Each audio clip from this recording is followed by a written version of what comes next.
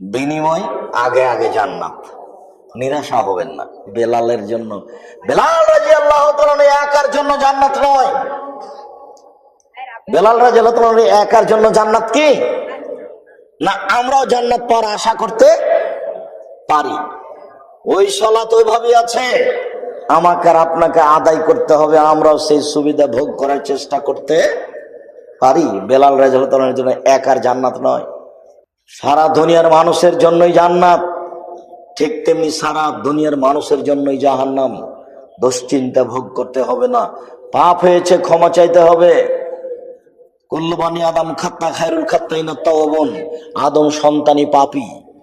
ভালো পাপী সেই যে পাপ করার পরে আল্লাহর কাছে ক্ষমা চায়। 4, সালাতুল ইশরা চালু করতে হবে।